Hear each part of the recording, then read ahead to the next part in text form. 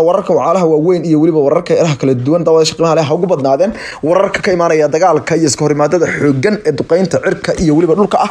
ee ka soconaya duleedka xuduudeed ee dalalka la yiraahdo Suuriya iyo Turkiga. Dawladda dalkaasi Turkiga ayaa markii ugu horeysay waxa ay ku dhawaaqday arrin la yaab leh. Turkiga ayaa sheegay in gantaalo ayagu ay suubisteen inay geed doonaan jiida hore dagaalka ayagoo horey u sheegay Turkidu sad ogeydeenba inay gantaalaha Patriot ka la yiraahdo ee difaaca hubka gantaalaha difaaca ee Mareykanku leeyahay ay doonayaan inay dhoobaan xuduud ama Mareykanka ka dalbanayeen hase yeeshee sir Israa'iil oo degdeg ah oo goor dambe oo xalay saqbarkii uu qabtay madaxa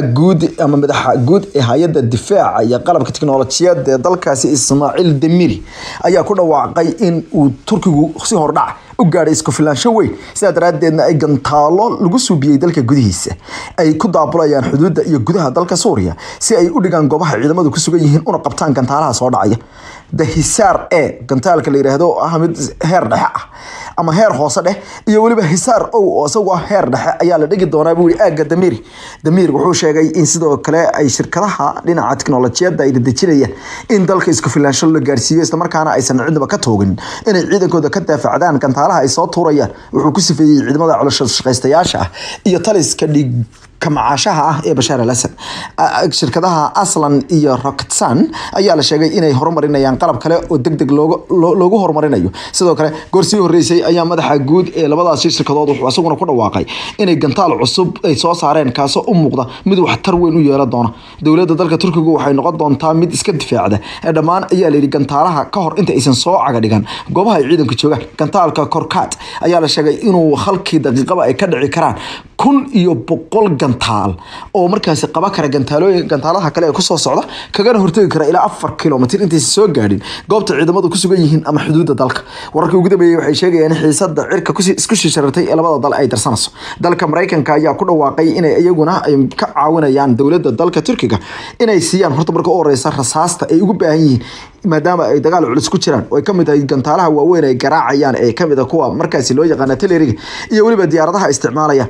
xogayaha Mareykanka u qaabilsan ama wakiilka Mareykanka u qaabilsan arrimaha Suuriya ee James Jeffrey oo kamid ah wafdi Mareykanku halkaas u diray ayaa ku dhawaaqay in ay hubka saanad ahaan ay siinayaan dawladda dalkaasi Turkigu waa gaashaanbuurta NATO waxaan ognahay qalab badan oo aanu leenahay oo anagu aan suubinay inay isticmaalaan sida daraadeed waxaan horta xaqiijinaynaa bal mar kastaba si kastaba arintu ha noqotee inaan horta aan ka fuuriyeelo ama kaga filaano ayuu yiri in hubkaas uu noqdo mid la isticmaali karo oo macnaheedu noqon kara markaasi inay rasaasta ka dhamaanin waxa uu sheegay in ay dagaalka ay ku jiraan dalkaasi Turkiga aysan ku eega doonin isla markaana Jeffrey wuxuu sheegay in kumanaan kun oo xabadood oo isugu jira kuwa markaasi hubka artillery-ga ka dhaca kuwa ay diyaaradaha F-16 ku tuuraan rasaasta kale darandooriga u dhacda ay dalkaasi ku caawinayaan taasoo lacag la noqon doonta waxa uu sheegay inay tan ka mid tahay ayuu talaabooyinka uu doonayo inuu ku dedejiyo Mareykanku taageerada uu siinayo walina wuxuu sheegay in ka baaraandegayaan hubka kale safiirka dalka Mareykanka u fadhiya dalka Turkiga David Steffield ayaa waxa uu sheegay in Washington wali ay ku jirto ka baaraandegis xoogan oo ku saabsan in gantaalaha The Patriot la geeyo dalka Turkiga wuxuu sheegay in ay waxa kaliya haatan hubaan ay tahay in gaarsiinta saanad military oo dhinaca rasaasta iyo markaasi qalabka